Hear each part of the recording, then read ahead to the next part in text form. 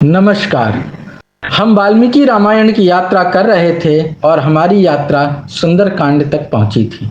सुंदरकांड में हमने देखा कि हनुमान जी ने सीता की खोज के लिए लंका में प्रवेश किया और उसके बाद वे वहां से लौटकर राम जी के पास आते हैं। वे राम जी को सीता का समाचार सुनाते हैं और इससे राम अत्यंत प्रसन्न होते हैं। वे हनुमान जी की बहुत प्रशंसा करते हैं और फिर बात होती है कि अब लंका जाने में विलंब नहीं होना चाहिए और राम जी शोकाकुल होते हैं। राम यहाँ लिखा गया है कि शोक संतप्त दशरथ नंदन श्री रामचंद्र जी से श्रीमान सुग्रीव ने शोक को दूर करने वाले ये वचन कहे, हे वीर, तुम एक क्षुद्र जन की तरह क्यों संतप्त होते हो? ऐसा मत करो और संताप को वैसे ही छोड़ दो जैसे कृतज्ञ जन मैत्री त्याग देते हैं। हे राघव, तुम्हारे संतप्त होने का तो कोई कारण मुझे देख नहीं पड़ता, क्योंकि सीता का हाल मिल गया है और वैरी के निवास स्थान का भी पता चल गया है। हे रघुनंदन, तुम तो आगे होने वाली घटनाओं के जानने वाले नीति शास्त्रज्ञ और पंडित हो, अतः आप इस अनुत्साहकारिणी बुद्धि को वैसे ही त्याग दो जैसे लोग योग मोक्ष में बाधा डालने वाली बुद्धि को त्याग देते हैं। फिर वह उत्साह बढ़ाता है उनका कि ये समुद्र कुछ नहीं है, इसमें जो मगर हैं वो हमारे लिए कुछ नहीं है, हम सब पार करके चले जाएंगे और सीता जी को हम रावण से छुड़वा लाएंगे, सारे राक्षसों का वध कर दिया जाएगा। तो आप देख सकते हैं कि राम बड़े जल्दी हतोत्साहित हो जाते हैं, बड़े जल्दी अपना धीरज खो देते हैं और फिर कभी लक्ष्मण तो कभी सुग्रीव उन्हें समझाकर उन्हें हौसला बढ़ाते हैं। और सुग्रीव वह कहता है कि इन वानरों में इतना सामर्थ्य है कि ये लोग राक्षसों सहित लंका को उखाड़ कर यहाँ उठा ला सकते हैं, अतः तुम समस्त अर्थों को नाश करने वाली कातर बुद्धि को त्याग दो, क्योंकि शोक मनुष्य के शौर्य को नष्ट कर डालता है और जो काम शूरता का अवलंबन करके किया जाता है वह पूर्ण होता है। फिर वह उन्हें ढारस बंधाता है कि इस अनंत सागर के पार जा तुम शीघ्र ही सीता को देखोगे, अतः हे राजन, अब तुम शोक त्याग कर क्रोध धारण करो, अथवा यह समय शोक का नहीं बल्कि क्रोध करने का है, क्योंकि जो क्षत्रिय होकर उद्यमहीन होता है वह कभी सौम्यवान नहीं हो सकता, वह कभी सौभाग्यवान नहीं हो सकता। फिर जो क्रोधी होता है उससे सभी डरते हैं। सो तुम इस भयंकर नदियों के पति समुद्र को पार करने के लिए हम लोगों के साथ परामर्श कर सूक्ष्म बुद्धि से कोई उपाय सोचो। यह आप निश्चय जान लें कि ज्यों ही हमारी समस्त सेना उस पार पहुंचेगी त्यों ही शत्रु परास्त हो जाएगा। अब यह सुग्रीव की आप सीख देखिए कि वह शोक को त्याग कर क्रोध करने की बात करता है, लेकिन क्रोध करना किसी समस्या का समाधान नहीं है, क्योंकि क्रोध में आप उत्तेजित हो जाते हैं, आपकी बुद्धि ठीक से काम नहीं करती, तो आप सही निर्णय नहीं ले सकते हैं। लेकिन सुग्रीव एक वानर ठहरा और वानर के लिए बहुत सी बातें, बहुत से इमोशंस का कोई महत्व नहीं है। उनके लिए क्रोध ही एक ऐसा इमोशन है जिससे वे उत्तेजित होकर अपने शत्रु या अपने यूथ के दूसरे वानर को परास्त कर सकते हैं और अपना वर्चस्व स्थापित कर सकते हैं, इसलिए वह विवेक की बात नहीं कर सकता। हनुमान जी को हालांकि बहुत विवेकशील और ज्ञानियों में अग्रगण्य बताया गया है, लेकिन सुग्रीव से हम इस तरह की समझदारी वाली बात बहुत नहीं देखते।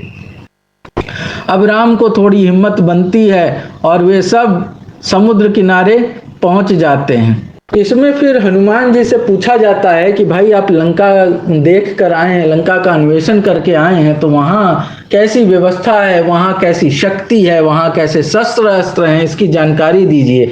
तब यह हनुमान जी जो हैं यह पूरी जानकारी वहाँ पर देते हैं कि वहाँ कैसे करोड़ों राक्षस हैं, अरबों राक्षस हैं और वे सब शस्त्र अस्त्र लेके लंका के चारों द्वारों पर स्थित रहते हैं। इसके बाद लंका के अंदर भी सुरक्षा की समुचित व्यवस्था है और वहां पहुंचने के बाद भी लंका को जीतना कोई आसान काम नहीं है। लेकिन वे ये बताते हैं कि सीता वहां राम की प्रतीक्षा में है, इसलिए अब विलंब करना ठीक नहीं है और हमें शुभ मुहूर्त देखकर प्रस्थान करना चाहिए। और इस पर राम जी कहते हैं कि तुमने जो भयंकर राक्षस जिस लंका का वृत्तांत कहा है, मैं तुमसे सत्य सत्य कहता हूं कि मैं उसको शीघ्र ही नष्ट करूंगा।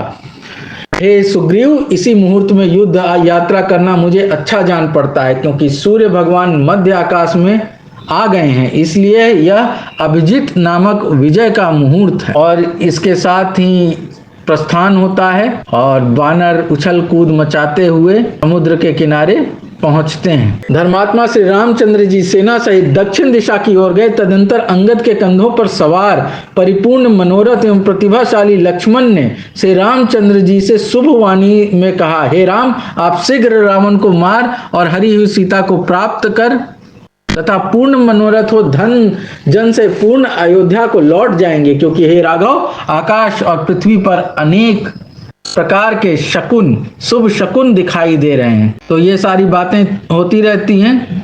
वहां पर पहुंचकर फिर एक बार यह चिंता होती है कि हमें कैसे ये विशाल समुद्र पार करना है, और फिर सारे बंदरों को इधर उधर टिका दिया जाता है। फिर राम लक्ष्मण से कहते हैं कि हे लक्ष्मण, देखो, समय जैसे जैसे बीतता जाता है वैसे वैसे मनुष्य का शोक भी कम होता है, किंतु सीता के न देखने से मेरा दुख दिन दिन बढ़ता जाता है। हे लक्ष्मण, मुझे अपनी प्यारी सीता के दूर होने का दुख नहीं है और न उसके हरे जाने का ही दुख है। मुझे तो धीरे धीरे उसकी आयु के क्षीण होते जाने का, अर्थात उसके यौनावस्था के बीतने का दुख है। अब ये किस प्रकार की बात है जो राम कह रहे हैं, ये देखिए।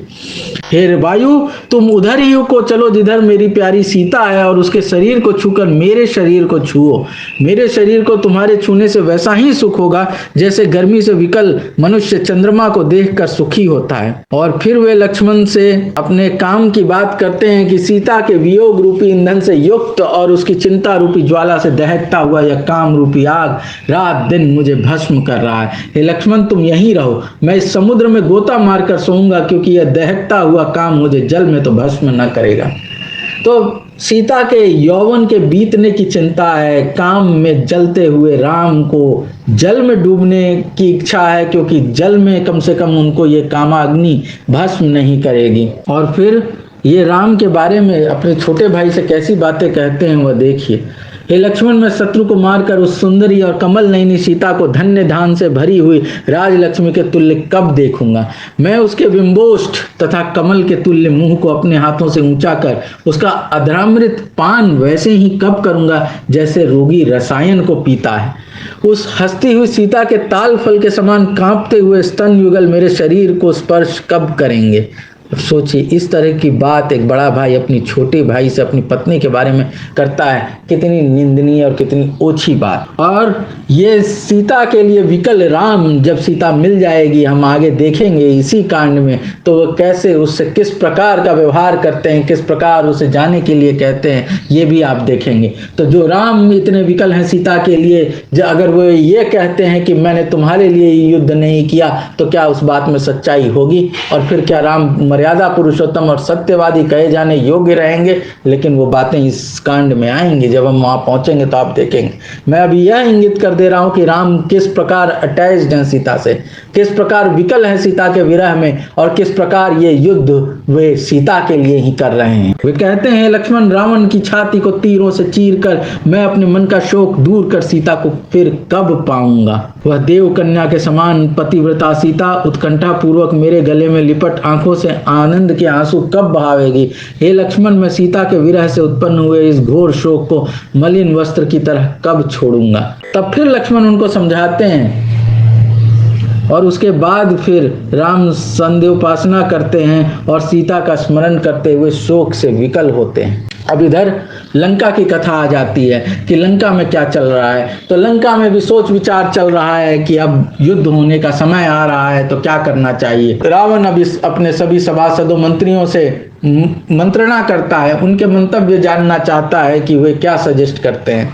और इस पर हर लोग जो उसके इर्द गिर्द हैं वो उसकी चापलूसी करने वाले हैं, उसकी प्रशंसा करते हैं कि अरे आपने तो देव गंधर्व सबको जीत लिया, फिर ये मनुष्य और बंदर चीज ही क्या है जिससे आप भयभीत हो और जिसके बारे में आपको चिंता करने की जरूरत हो। उस पर उनका पुत्र मेघनाद है जो कहता है कि हमने तो इंद्र तक को जीत लिया, तो आपको पिताजी चिंता करने की क्या बात है। एकमात्र विभीषण ही है जो यह समझाता है कि एक हनुमान अगर आकर पूरी लंका को तहस नहस कर सकता है, तो सोचिए वो पूरी वानरी सेना और स्वयं राम क्या कुछ कर सकते हैं। इसलिए सीता को लौटा देना चाहिए, राम से संधि कर लेनी चाहिए।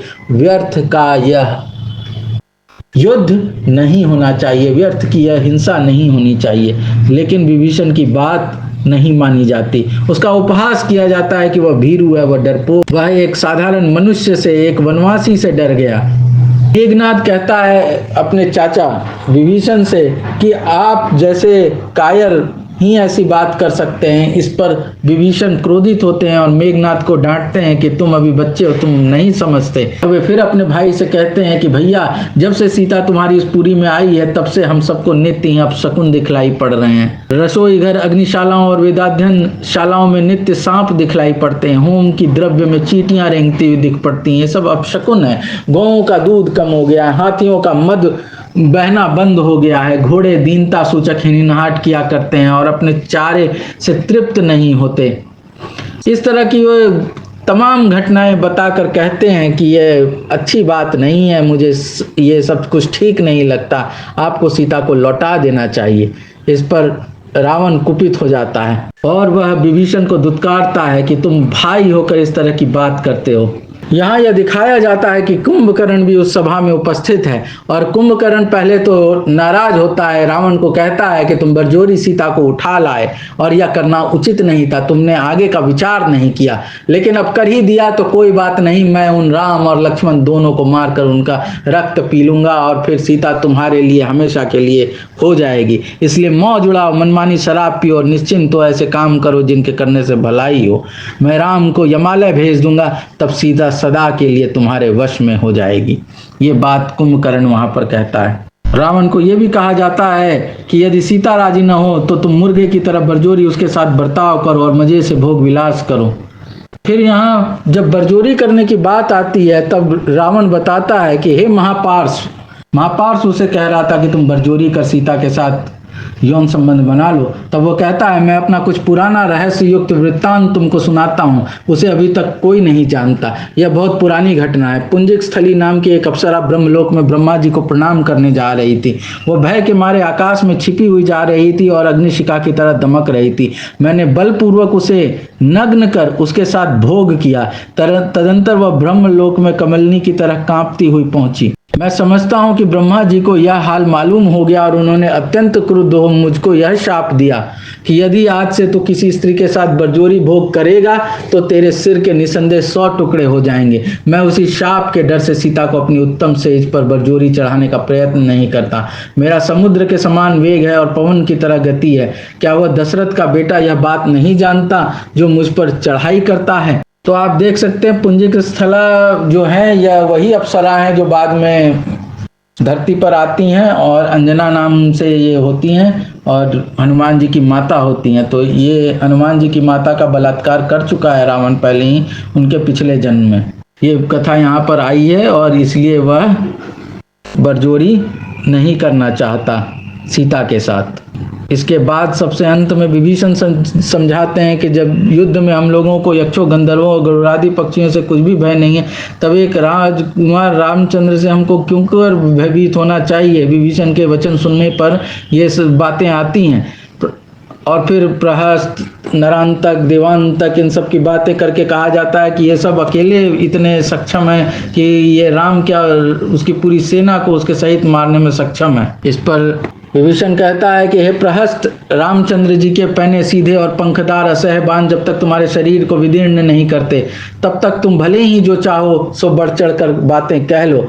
बलवान रावण, विसिर, वेगनाथ, तुम, कुंभकर्ण और उसका पुत्र निकुंभ में से कोई भी रण क्षेत्र में इंद्र के समान पराक्रमी श्री रामचंद्र जी का पराक्रम नहीं सह सकता। अर्थात उनके सामने इनमें से कोई भी खड़ा नहीं रह सकता। देवांतक, नरांतक, अतिकाय, बड़े शरीर वाला अतिरथ और पहाड़ के समान बल वाला अकंपन, इनमें से कोई भी राम के सामने युद्ध क्षेत्र में खड़ा नहीं रह सकता। ये राजा तो कमान धो रहे हैं और आप लोग अपने साथ मित्र के रूप में शत्रुता कर रहे हैं, अथवा लोग इनको मित्र रूपी शत्रु हैं जो इनको गलत सलाह दे रहे हैं। राम के साथ मैत्री कर लेनी चाहिए, सीता को वापस लौटा देना चाहिए। ये सारी बातें जब होती हैं तब ये नाराज हो जाता है मेघनाद। मेघनाद कहता है कि देखो महानुभावों, मेरे पिता के छोटे भाई अकेले विभीषण इस वंश में ऐसे उपजे हैं जो बल, प्रभाव और पराक्रम, शौर्य, धैर्य और तेज से हीन हैं। अरे डरपोक विभीषण, उन दो मनुष्य राजपुत्रों की मजाल ही क्या है। उन दोनों को तो हमारे यहाँ एक मामूली राक्षस युद्ध में मार डाल सकता है, तुम इतना क्यों डरा रहे हो। ये बात जो है मेघनाद कहता है। इस पर विभीषण क्रोधित होते हैं और वे कहते हैं कि हे बेटा, तुम करने वाले या करने कामों का विचार करने में अत्यंत अज्ञानी हो, क्योंकि जब तक तुम्हारी बालकों जैसी अपरिपक्व बुद्धि है, इसी से तुम अपना सत्यानाश करने के लिए निष्प्रयोजन बकवाद कर रहे हो। तुम रावण के पुत्र इंद्रजीत अवश्य कहलाते हो, परंतु हो तुम राक्षस राज्य के मित्र रूपी शत्रु, क्योंकि राक्षस राज को घोर विपत्ति में फंसे हुए देखकर भी तुम मोहवश उनको नहीं रोकते। अब इस प्रकार की यहाँ बातें होती हैं और इसके बाद रावण कुपित होता है और वह विभीषण को वहां से भगा देता है।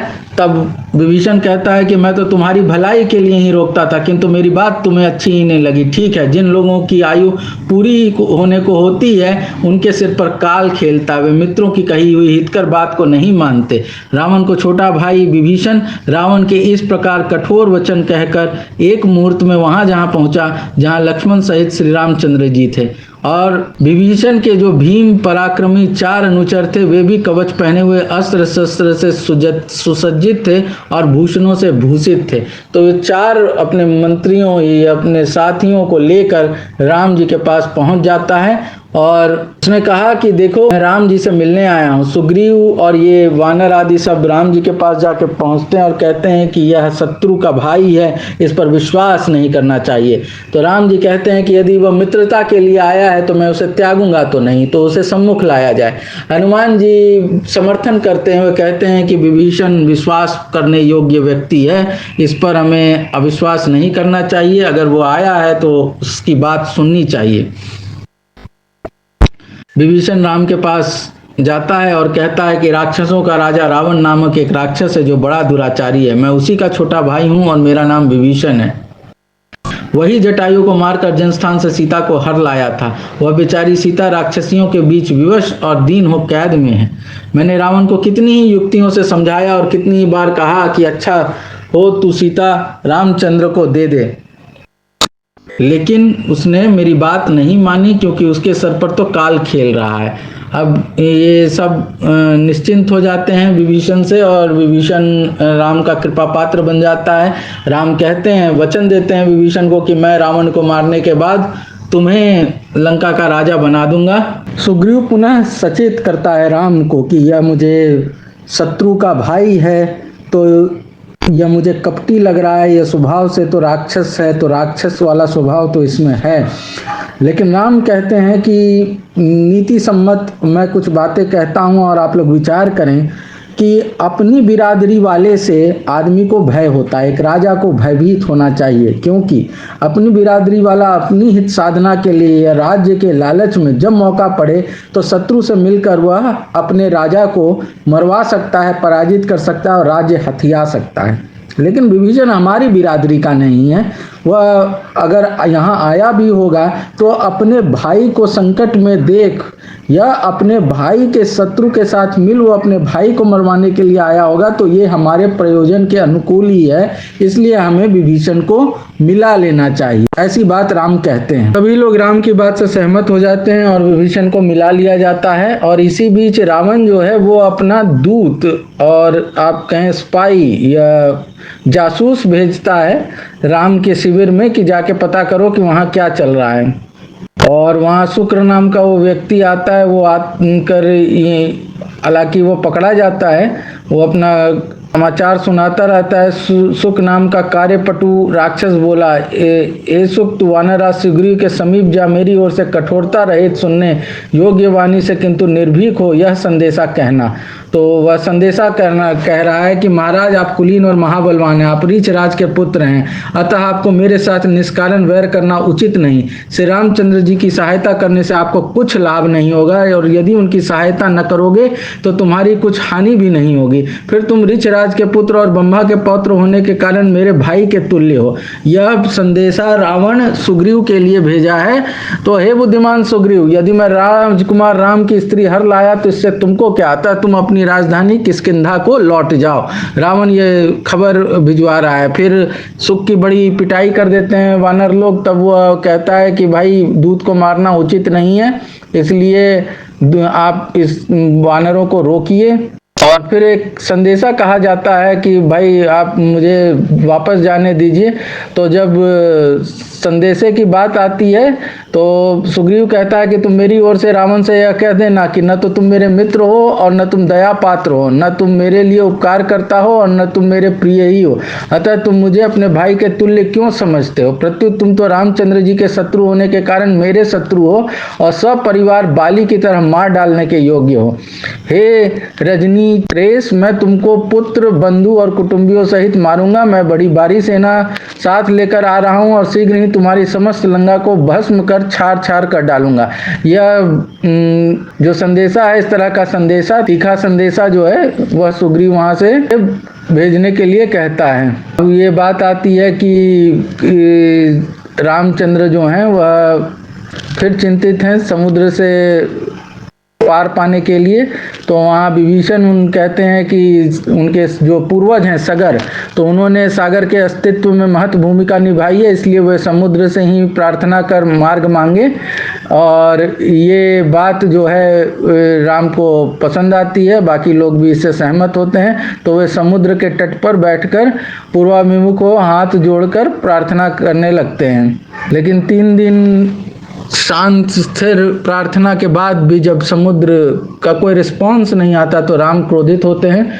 वह कहते हैं कि शांत बने रहने से नहीं होगा, लक्ष्मण मेरे धनुष बाण ले आओ, मैं आज ही समुद्र के जल को सुखा डालूंगा। मुझको अपराध सहिष्णु न मानकर यह समुद्र मुझे असमर्थ समझ रहा है, सो ऐसे के प्रति क्षमा प्रदर्शन को धिक्कार है। मैं अभी तक जो समानीति के से काम लिया है, इसी से सागर अभी तक मेरे सामने प्रकट नहीं हुआ है। लक्ष्मण तुम जाकर मेरा धनुष और सर्प के समान विष वाले मेरे बाण को उठा लाओ, मैं इस समुद्र का जल सुखा डालूंगा, जिससे मेरे वानर पैदल ही समुद्र पार जा सकेंगे। राम जी को क्रोधित देख समुद्र में चारों ओर से तरंगों के बड़े बड़े समूह उठे। वह स्थान स्थान पर शंख और सीपों से ढेर से छितराने लगे। सब तरफ के लहरों के साथ धुआं सा देख पड़ता था। देखते ही देखते समुद्र का रूप विकराल हो गया। इसके बाद यहाँ बताया जाता है कि समुद्र स्वयं जो है वह मनुष्य का रूप धारण करके श्री राम जी के सम्मुख आता है। और समुद्र कहता है कि आपकी सेना में नल नाम का एक कुशल जो है इंजीनियर है, अभियंता है, वह पुल बना देगा, आप और मैं इसमें सहायता करूंगा। तो आप एक पुल बनवाएं और उस पुल को पार कर आप लोग सब चले जाएं, ये उपाय समुद्र बतलाता है। लेकिन तब तक राम जो है वो बाण का संधान कर चुके थे। तो कहते हैं कि अब बाण तो चढ़ा दिया, अब इसे किसी पर तो छोड़ना है। तो देखिए यहाँ पर क्या उत्तर में समुद्र कहता है कि ये बाण आप कहाँ छोड़ें। हे राम, यहाँ से उत्तर की ओर अति पवित्र मेरा एक देश है, वहाँ द्रुमकुल नाम से संसार में उसी प्रकार प्रसिद्ध है जिस प्रकार आप प्रख्यात हैं। वहाँ पर भयंकर रूप वाले तथा भयंकर पाप करने वाले, अहिर शब्द यहाँ पर हिंदी में लिखा हुआ है, संस्कृत में अभिर लिखा हुआ है। तो अहिर आदि डाकू रहते हैं जो मेरा जल पिया करते हैं। राम, मुझे उन पापियों का स्पर्श भी सह नहीं है, अतः आप अपने उस उत्तम बाण को वहीं गिराकर सफल कीजिए। तो अब देखिए यहाँ फिर जातिवाद आ गया। अहिर कौन है? तो वे जो दूध वगैरह का कारोबार करते हैं, यादव लोग जो हैं ये कहे जाते हैं। तो उस समय भी कहा गया है कि अहिर जो हैं वो डाकू के समान कहे गए हैं और उनका स्पर्श भी समुद्र को पसंद नहीं है, और वो कह रहा है कि उन सबको मार दीजिए। तो ये आप देख सकते हैं कि किस प्रकार जातिवाद और प्रताड़ना दिखाई गई है यहाँ पर। और राम ने वही किया। श्री रामचंद्र ने समुद्र के ये वचन सुन उस प्रदीप्त बाण को समुद्र के बतलाए हुए स्थान पर गिरा दिया और वहां पर सब कुछ रसातल में चला गया। जहां उनका बाण गिरा सब कुछ नष्ट हो गया। अब यहाँ पर आप देखेंगे कि किसी भी बालू की शिवलिंग को बनाने की बात नहीं आई है, किसी रामेश्वरम की बात नहीं आई, ऐसी कोई भी बात यहाँ पर नहीं आई है। लेकिन अब जब बाद के रामायण में, जैसे तुलसीदास जी के रामायण में आप जाएंगे तो वहाँ वो सारी बातें आ जाएंगी, क्योंकि 16वीं 17वीं शताब्दी तक वह मंदिर बन चुका था। तो ये जो घाल मेल और ये मिलावट की बात आती है, ये समय के साथ मिलावट हुआ है। जिन्होंने भी रामायण रची है रामायण जो जिस समय रच रहा था उसने अपने हिसाब से चीजें जोड़ी, और उसको आप मिलावट कह लें या जो कह लें, लेकिन किसी की दूसरे की रामायण में किसी ने घुस के कोई मिलावट की हो, ऐसी कोई बात समझ में नहीं आती। अभी तक हमने जितनी भी रामायण पढ़ी है, अभी तक जितने भी हम वाल्मीकि रामायण में पहुंचे हैं, यहाँ हमने देखा है कि एक सी बातें हैं, एक सी शब्दावली है, एक सा ही स्तर और एक तरह की भाषा है। तो यहाँ कहीं पर भी मिलावट सी बात नहीं लगती है। इसके बाद ये पुल बनने का काम होता है और पुल बन जाता है। पुल बनने के बाद सभी वानर, रीछ सब जो हैं वहां पर दूसरे लंका के दूसरे तट पर पहुंच जाते हैं, और वहां पर फिर ये लोग सब बैठकर अलग अलग शिविर बना लेते हैं। इसके बाद रावण एक बार पुनः अपने जो हैं स्पाई यानी जासूस भेजता है राम के शिविर में, और ये लोग वानर का वेश धर के शिविर में प्रवेश करते हैं, लेकिन विभीषण इनको पहचान लेते हैं। फिर इनकी बड़ी दुर्गति होती है। फिर ये राम की शरण में जाते हैं और राम इनको मुक्त कर देते हैं। तो ये बड़े प्रसन्न होते हैं, राम की जय जयकार करते हैं, और फिर रावण के यहाँ आके बताते हैं कि भाई बड़ी भारी सेना है, बहुत भयानक बंदर और रीछ हैं उसमें, और राम और लक्ष्मण स्वयं इतने ताकतवर हैं कि उन्हें किसी की सहायता की ही जरूरत नहीं है, और वे इतने कृपालु हैं कि हमें पकड़े जाने पर भी उन्होंने छोड़ दिया। सब तरह से वो प्रशंसा करते हैं। रावण इससे चिढ़ जाता है। उसके मंत्री सब उसका हौसला बढ़ाते हैं रावण का। ये सब कथा यहाँ पर आई है।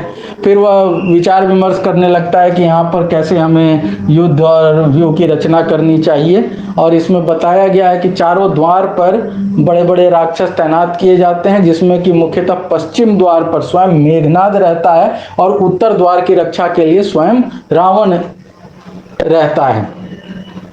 इस बीच में यहाँ बताया गया कि सुबेल पर्वत पर राम, लक्ष्मण और बाकी वानर, सुग्रीव आदि चढ़ के उस लंका का अवलोकन करते हैं, जो कि एक बहुत ही बड़ी चोटी, त्रिकुट पर्वत की सबसे ऊंची चोटी जो आसमान को छूती थी, उस पर बसाई गई थी। ऐसी बात यहाँ पर लिखी गई है कि उस पर चढ़ना भी मुश्किल था। अब ऐसी चोटी पे लंका बसी हुई है। अब आप सोच लीजिए जो यहाँ पर डिस्क्रिप्शन दिया गया है। खैर, राम और लक्ष्मण ये सब वहाँ पर अवलोकन करते रहते हैं। इसी समय उन लोगों की नज़र रावण पे पड़ती है, और सुग्रीव अपने आप को रोक नहीं पाता, वह छलांग लगा के रावण के पास पहुँच जाता है। फिर इन दोनों का मल्ल युद्ध होता है, और दोनों एक दूसरे से काफ़ी उठापटक करते हैं, लहूलुहान हो जाते हैं, ऐसी बात लिखी गई है।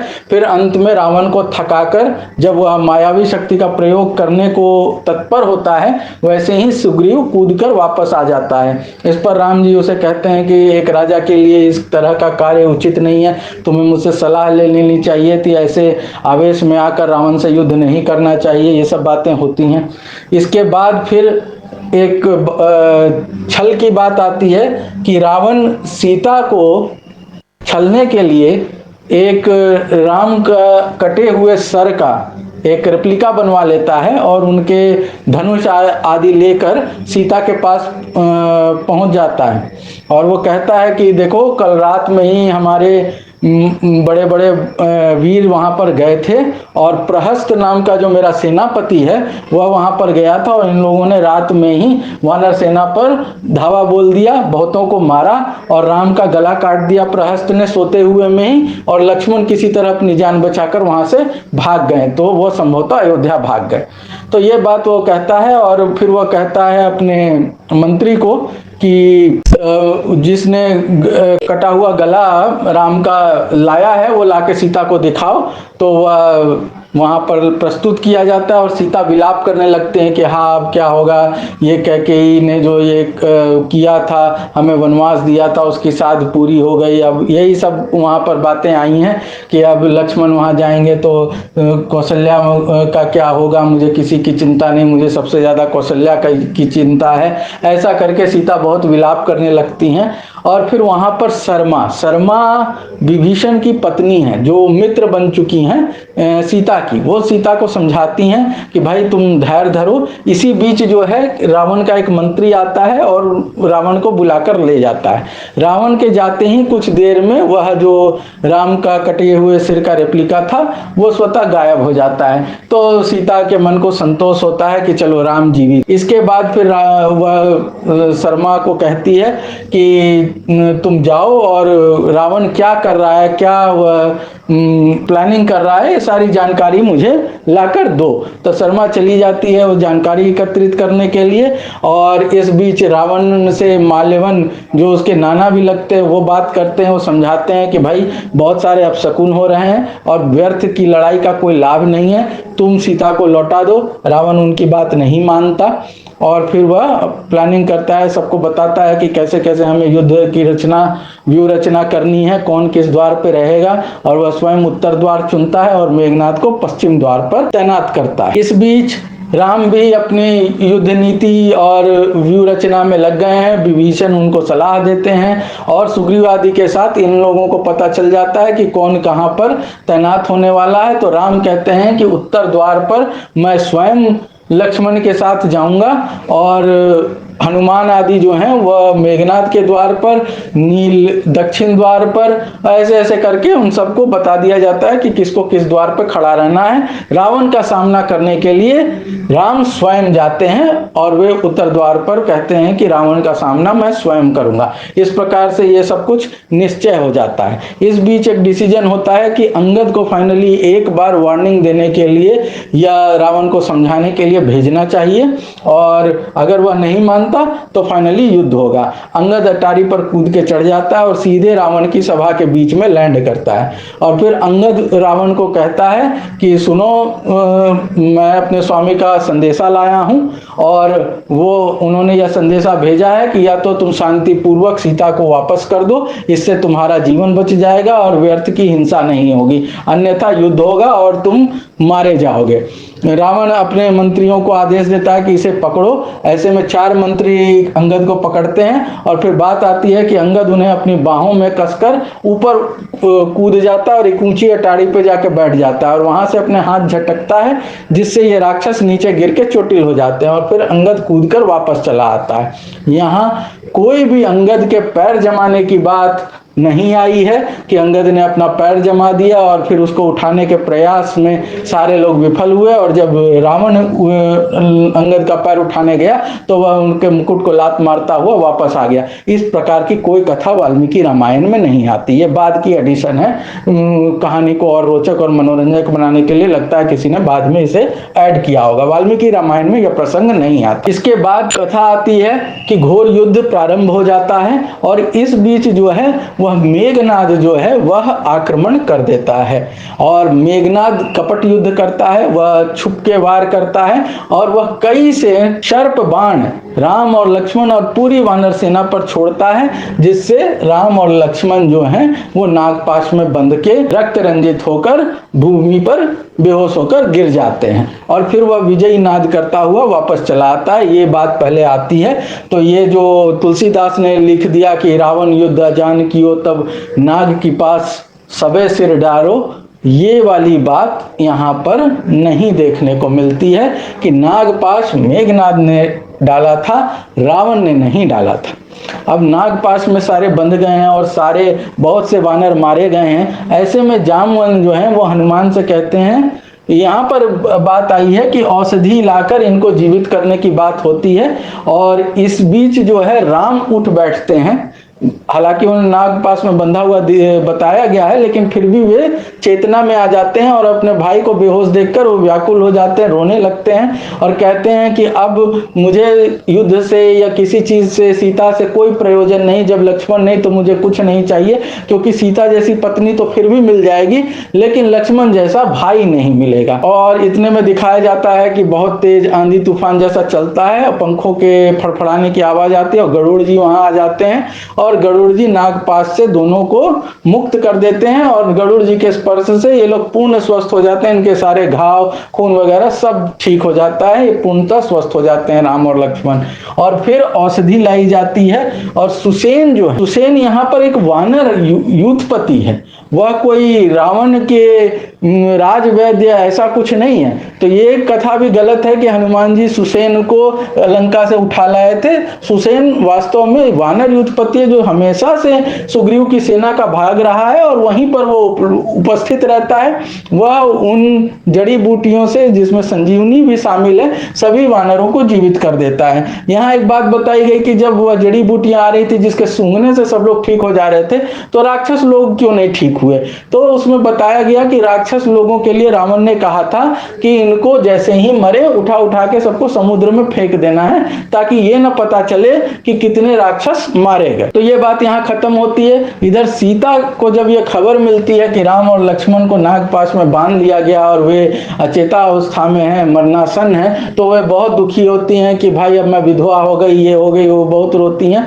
लेकिन फिर उनको दिखाया जाता है, ले जाके रावण दिखवाता है कि देखो तुम्हारे पति और भाई देवर दोनों मारे गए हैं। तो सीता उनको देखकर, त्रिजटा वहां पर राक्षसी मौजूद है, कहती है कि मुझे अपने अंगों को देखकर तो ऐसा प्रतीत नहीं होता कि मैं विधवा हो गई हूं। और फिर वो अपने ही शरीर का डिस्क्रिप्शन देती हैं कि मेरे बाल तो अभी भी कांतिमान हैं, मेरे मुख की आकृति नहीं बिगड़ी है, फिर मेरे दोनों स्तन जो हैं वो सटे हुए हैं और अच्छे हैं मुझे। और फिर अपने जंघा के बारे में कहते हैं कि मेरी गोल गोल जंघाएं बिल्कुल चिकनी हैं। और इन सब अपने ही शरीर का जो वो डिस्क्रिप्शन दे रही हैं, लगभग ऐसा ही डिस्क्रिप्शन रावण ने जब उनसे मिला था तब दिया था। और फिर जब राम बीच बीच में सीता का डिस्क्रिप्शन देते हैं तो ऐसे ही डिस्क्रिप्शन देते हैं, और सीता स्वयं का भी डिस्क्रिप्शन दे रही है, तो अब अपने शरीर का इस प्रकार डिस्क्रिप्शन दे रहे हैं। तो ये समझ में नहीं आता कि यहाँ पर इस प्रकार के डिस्क्रिप्शन की क्या आवश्यकता है। खैर, वो सीता जब इस प्रकार से सोचती हैं तो त्रिजटा उन्हें समझाती है कि तुम डरो नहीं, देखो ये लोग अचेत हैं, क्योंकि वानर लोग जिस तरह से इनकी रक्षा कर रहे हैं और जिस प्रकार की इनकी मुखाकृति है, लगता नहीं है कि ये लोग मरे हैं, इसलिए तुम निश्चिंत रहो। और इसके बाद सीता लौट आती हैं दुखी होते हुए, और फिर गरुड़ जब इन्हें मुक्त करते हैं तो सीता को खबर मिलती है कि राम और लक्ष्मण सुरक्षित हैं। और बहुत बड़ा नाद करते हैं वानर सब, क्योंकि बहुत सारे वानर भी जीवित हो उठे हैं। तो इससे रावण फिर चिंतित होता है और युद्ध की तैयारी करता है। अब दिखाया गया है कि रावण एक बार स्वयं युद्ध के लिए जाता है, और रावण जब स्वयं युद्ध के लिए जाता है तो बाली आदि को परास्त करता है। वो लक्ष्मण पर शक्ति चलाता है, एक शक्ति लक्ष्मण को लगती है जिससे वो मूर्छित हो जाते हैं, और तब रावण उनको उठाने का प्रयास करता है। तभी हनुमान आके रावण को एक लात मार देते हैं और फिर वो लक्ष्मण को उठा लेते हैं। अब बताया गया कि चूंकि यह लक्ष्मण जो है वो विष्णु के ही अंश हैं, शेषावतार हैं, तो उन पर उस शक्ति का अधिक प्रभाव नहीं पड़ता और वो थोड़ी देर में ठीक हो जाते हैं। लेकिन यदि आप रामानंद सागर की रामायण देखे होंगे तो वहां पर ये दिखाया गया है कि मेघनाद ने वो शक्ति मारी थी जिससे लक्ष्मण मूर्छित हो जाते हैं। मेघनाद उन्हें उठाने का प्रयास करता है, उठाने में विफल रहता है, और फिर हनुमान जी उठा के लेके जाते हैं। और फिर इसी शक्ति के प्रभाव को नष्ट करने के लिए हनुमान जी को संजीवनी लाने की जरूरत पड़ती है। लेकिन वाल्मीकि रामायण में ऐसी कथा नहीं आई है। जब ये शक्ति रावण ने मारी थी और इसके लिए संजीवनी लाने की आवश्यकता नहीं पड़ी, और लक्ष्मण खुद ब खुद थोड़ी देर में उठ बैठते हैं। संजीवनी इससे पहले लाई गई है, और वो लाई गई थी वानरों को ठीक करने के लिए, और फिर वह पर्वत वापस रख दिया गया था अपनी जगह पर ले जाकर। इसके बाद यहाँ पर दिखाया गया है एक ही अकंपन नाम का राक्षस आता है जिससे हनुमान जी का युद्ध होता है और अकंपन मारा जाता है। लेकिन फिर यही अकंपन जब रावण के साथ युद्ध में आता है तो फिर ये अकंपन वहां पर दिखाई देता है। तो लगता है कि कभी बीच बीच में कुछ चीजें भूल भी जाते थे, या ये बताने का प्रयास किया गया है कि एक नहीं बहुत सारे अकंपन नाम के राक्षस थे। तो वो क्लैरिटी यहाँ पर नहीं है। ये अकंपन वही राक्षस है जो सबसे पहले खरदूषण के मारे जाने पर वहां पर रावण के पास खबर लेके आया था। यही अकंपन हनुमान द्वारा मारा जाता है, और फिर यही अकंपन रावण जब युद्ध के लिए आता है तो उसके साथ आता है। खैर, अब आगे चलते हैं। यहाँ पर बताया गया कि बहुत बड़े बड़े राक्षस आते हैं, और सब कोई वानरों के हाथ से, कोई सुग्रीव के हाथ से, कोई अंगद के हाथ से, कोई नल के हाथ से, कोई नील के हाथ से, कोई सुषेण के हाथ से ये सारे कोई आपके जामवन के हाथ से मारे जाते हैं। एक एक कर ये सारे मारे जाते हैं राक्षस, बड़े बड़े राक्षस। तो इसके बाद फिर परेशान होकर रावण कुंभकर्ण को भेजता है, और कुंभकर्ण जब युद्ध के लिए आता है तो वो बड़ा भयानक युद्ध करता है। उससे किसी वानर का सामना नहीं कर सकते वानर उसका, और वे सब भागते हैं। हनुमान भी प्रयास करते हैं, और लेकिन अंततः राम को आना पड़ता है। और फिर जब राम आते हैं तब वे कुंभकर्ण को अपने पैनों बाणों से मार डालते हैं, उसके शरीर के टुकड़े टुकड़े कर डालते हैं, और उसके शरीर का भाग अलग अलग पार्ट में युद्ध भूमि में गिरता है। अब कुंभकर्ण की मृत्यु से रावण पूर्णतः विचलित हो जाता है, और फिर उसके नरांतक, देवांतक, ये सारे जो पुत्र थे, अतिकाय, ये सारे भी मारे जाते हैं। तब फाइनली मेघनाद पुनः युद्ध के लिए आता है, और वह पुनः कपट युद्ध करता है। अब ये बताया गया है कि वह लक्ष्मण के साथ युद्ध करता है, फिर लक्ष्मण को वह बेहोश कर देता है, और जब लक्ष्मण बेहोश हो जाते हैं इसी बीच में फिर वो दिखाया गया है कि वह अपनी कुलदेवी निकुंभला देवी के पूजन के लिए जाता है। इस बीच में लक्ष्मण उठकर फिर राम से आदेश लेकर वहां पर पहुंचते हैं। तो विभीषण बताता है कि अगर उसने ये पूजा पूरी कर ली तो अजय हो जाएगा। तो वहां पर पूरी वानर सेना के साथ ये पहुंचते हैं, विभीषण भी पहुंचते हैं, उसकी पूजा भंग कर दी जाती है।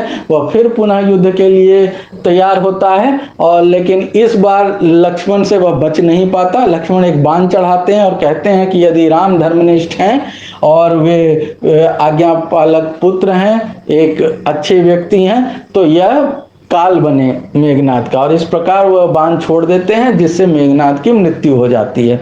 यह बात यहाँ पर बताई गई है। अब जब सारे लोग मारे गए, मेघनाद भी मारा गया, तब ये कथा आती है कि रावण स्वयं युद्ध के लिए आता है। तो जब रावण स्वयं युद्ध के लिए आता है तो वह बची खुची पूरी सेना, और इसमें फिर से दिखाया गया है कि अकंपन भी आता है साथ में, और ये बड़ा भयानक युद्ध प्रारंभ होता है। इस बार राम और रावण के बीच में ये युद्ध होता है, और दिखाया गया है कि रावण बड़ा प्रतापी है और राम के बाणों को निष्फल भी कर देता है। जो ये बताया जाता है कि राम का कोई बाण निष्फल नहीं होता था, तो यहाँ वाल्मीकि रामायण में कथा ये है कि रावण बहुत से बाण राम के निष्फल कर देता है, जिसको देखकर राम को भी लगता है कि यह बड़ा प्रतापी प्रतिद्वंदी मिला है मुझे। लेकिन राम रथहीन होते हैं, रावण रथ पर होता है और बहुत बड़े ऊंचे रथ पर होता है, तो उसे एक अपर हैंड होता है। ये देख के फाइनली इंद्र जो है अपने सारथी मातली को रथ लेकर नीचे भेजता है।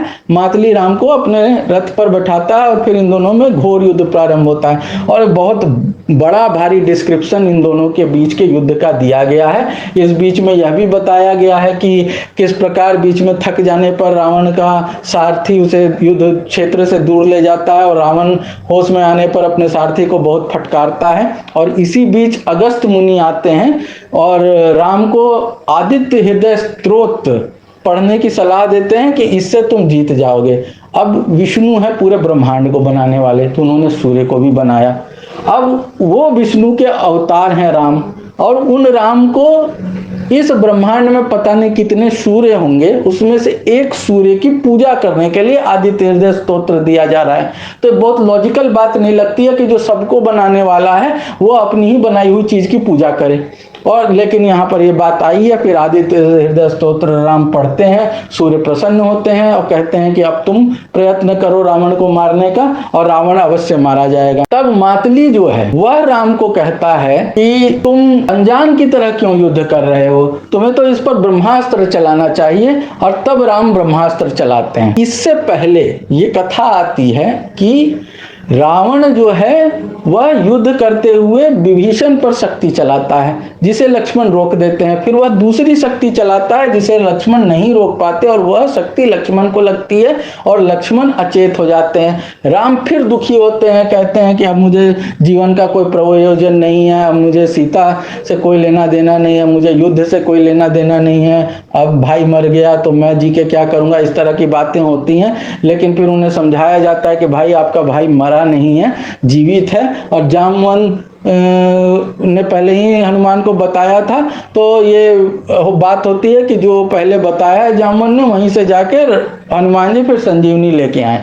तो ये फिर की शक्ति लगी थी मेघनाथ की जिसके लिए संजीवनी लाई गई थी, तो नहीं, शक्ति रावण की लगी थी जिसके लिए संजीवनी लाई गई। और फिर लक्ष्मण जीवित हो जाते हैं संजीवनी सूखते ही, और फिर हनुमान जो है वापस चले आते। इस बीच में एक कथा आ जाती है कि एक राक्षस को रावण भेजता है वहां राम हनुमान का रास्ता रोकने के लिए, तो वो कोई कथा वाल्मीकि रामायण में नहीं आती। प्लस अयोध्या के ऊपर से उड़ते हुए भरत देख लेते हैं तो एक बाण मार के हनुमान को मूर्छित कर देते हैं, फिर पूरी कथा वहां पर होती है। ये बात भी वाल्मीकि रामायण में नहीं आई है। पलक झपकते ही हनुमान जी वहां से संजीवनी लेके लंका आ जाते हैं, उस पर्वत को गेंद की तरह अपने हाथों में उछालते हुए।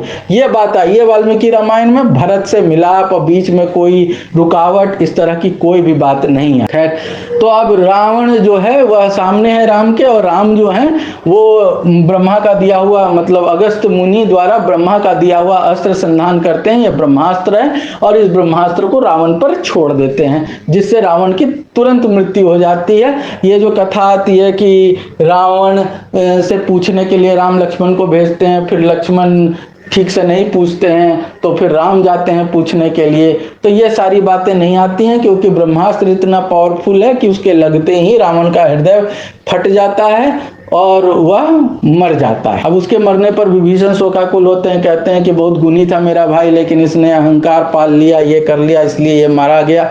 तो राम कहते हैं कि भाई अब इसकी अंत्येष्टि क्रिया करो ताकि ये स्वर्ग जाए। इतने में उसकी रानियां आ जाती हैं, उसमें मंदोदरी भी आती है। अब मंदोदरी रो रही है, तो रोने का क्या बताया गया है कि वो अपने स्तन को धोते हुए उसके अश्रु वह रो रही थी। मतलब कोई शोकाकुल है तो उसमें भी एक रस डाल के उसको बता रहे हैं कि उसके स्तन भीग रहे थे उसके आंसुओं से, और कोई पार्ट नहीं, गाल भीग रहे हैं ये सब नहीं, तो सीधे स्तन भीग रहे हैं। इस तरह की बात यहाँ पर की गई है। इसके बाद रावण की अंत्येष्टि क्रिया होती है। फिर कहा जाता है विभीषण को कि अब सीता को अच्छे से नहला धुला के वस्त्राभूषण पहना के मेरे पास लाओ। विभीषण जाके सीता को यह बात कहता है, तो सीता कहती है कि मैं तो यूं ही बिना स्नान किए ही राम से अभी मिलना चाहती हूँ। इस पर विभीषण कहता है कि स्वामी की जैसी आज्ञा हो, पत्नी को वैसा ही करना चाहिए। तो खैर बहुत अच्छा कह के सीता स्नान करती हैं, फिर अपने वस्त्राभूषण पहनती हैं और राम के समक्ष पहुंचती हैं। लेकिन राम की मुखाकृति तुरंत चेंज हो जाती है। वो कहते हैं कि मैंने तुम्हारे लिए ये युद्ध नहीं किया था, मैंने रघुकुल की मर्यादा के लिए और अपने मान की रक्षा के लिए, अपनी शक्ति प्रदर्शन के लिए युद्ध किया था, और वो प्रयोजन अब पूरा हो चुका है। इसलिए तुम जिसके पास जाना चाहती हो चली जाओ, क्योंकि कौन ऐसा कुलीन व्यक्ति होगा जो दूसरे मर्द के साथ रही हुई स्त्री को स्वीकार करेगा। इस प्रकार की बात जब सीता को से राम कहते हैं तो सीता बहुत दुखी होती हैं, वो आंसू बहाने लगती हैं, और वो कहती हैं कि मुझे तुम दूसरे स्त्रियों जैसा मत समझो, और अगर यही करना था तो तुमने हनुमान से ही ये संदेशा क्यों नहीं भिजवा दिया था? मैं उसी समय अपना प्राण त्याग देती तुम्हें, और तुम आते जीत लेते, या तो तुम्हें युद्ध करने की आवश्यकता नहीं पड़ती। इस प्रकार से यहाँ सीता थोड़ा रोष भी दिखाती हैं। लेकिन जब राम नहीं मानते तो वे लक्ष्मण को कहती हैं कि यहाँ आग लगाओ, मैं उसमें भस्म हो जाऊंगी, क्योंकि मेरे जीवन का अब कोई प्रयोजन नहीं है। यहाँ राम ने जिस प्रकार की बात कही है कि तुमको मर्जी है तो तुम सुग्रीव के साथ चली जाओ, विभीषण के साथ चली जाओ, जिसके साथ जाना है चली जाओ, ये बड़ी ही अनुचित है। अगर उन्हें नहीं स्वीकार करना था तो एज ए राजा वे सीता को संरक्षण दे सकते थे, लेकिन इस तरह की ओछी बात राम के मुंह से यहाँ पर कहलवाई गई। तो आप सोच सकते हैं, और ऐसी बात कहने वाले को फिर आप मर्यादा पुरुषोत्तम कहेंगे या क्या कहेंगे, ये आप पर निर्भर करेगा, ये डिसीजन आपका। खैर सीता अग्नि परीक्षा देती हैं, और अग्निदेव सीता को लेकर प्रकट होते हैं और कहते हैं यह पूर्णतः पवित्र है और राम तुम इसे स्वीकार करो।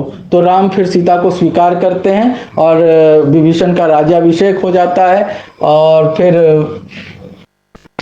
राम जो है पुष्पक विमान में बैठकर वापस अयोध्या के लिए प्रस्थान करते हैं, और वे रास्ते में सीता को यह सब बताते जाते हैं कि देखो मैं यहाँ रहा था, यहाँ युद्ध हुआ, ये हुआ, सारी बातें बताते हुए ये लोग सब अयोध्या से पहले लैंड करते हैं। और फिर ये बात होती है कि भरत को खबर दे दी जाए कि राम आ रहे हैं, और ये भी पता चल जाए कि भरत इस बीच में क्या सोच रहे हैं, कहीं उनका मन तो नहीं बदल गया। ये सारी बातें वहाँ पर होती हैं।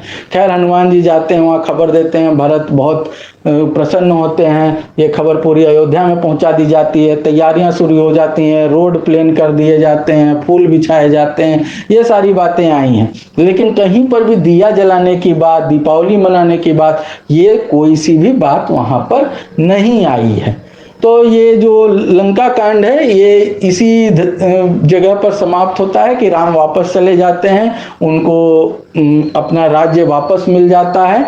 और फिर ये लोग बड़े वहाँ पर बताया गया है कि राम 11,000 वर्ष तक राज्य करते हैं। ये सारी बातें वहाँ पर आई है और लंका कांड यहीं पर समाप्त होता है। अब इसके बाद लंका कांड यहाँ पर मैं कह रहा हूँ, लेकिन युद्ध कांड नाम है इस वाल्मीकि रामायण में। युद्ध कांड यहाँ पर समाप्त होता है और इसके आगे बस अब उत्तर कांड बचा है, जिसकी यात्रा हम फिर करेंगे। तो आपने देखा कि इस पूरी लंका कांड में या युद्ध कांड में हमने देखा कि किस प्रकार वही बातें हैं और जो चीजें जरूरत नहीं भी हैं उसको टैग करने की कोशिश की गई है। चाहे वो सीता के अपने अंग का डिस्क्रिप्शन हो या फिर मंदोदरी के रोने का प्रसंग हो। इस बीच में एक प्रसंग मैं बताना भूल गया कि ये जो मेघनाद है वो कपट युद्ध में सीता के रूप का एक रेप्लिका बनाता है और वो सीता को सबके सामने मार देता है।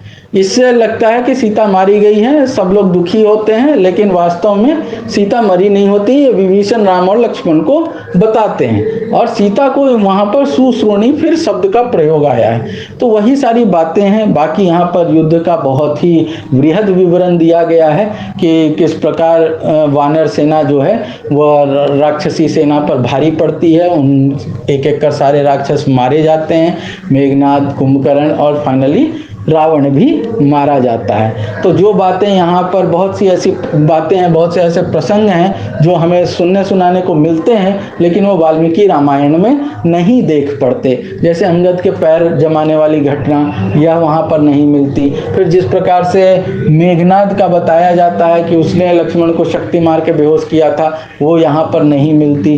फिर रावण के मरने पर राम का लक्ष्मण को उनके पास भेजना, यह वाला प्रसंग भी हमें नहीं मिलता। तो ऐसी बहुत सी चीजें हैं जो वाल्मीकि रामायण में नहीं है, लेकिन बाद के समय में ये जोड़ी गई कथा को और रोचक बनाने के लिए। तो ये निर्णय आप ले सकते हैं, स्वयं सोच सकते हैं कि मिलावट कब, किसने और कैसे की होगी। आप हमसे जुड़े रहने के लिए हमारा चैनल सब्सक्राइब कर सकते हैं ताकि आप इसके अगले अंक को भी समय पर पा सकें, सुन सकें। बहुत बहुत धन्यवाद।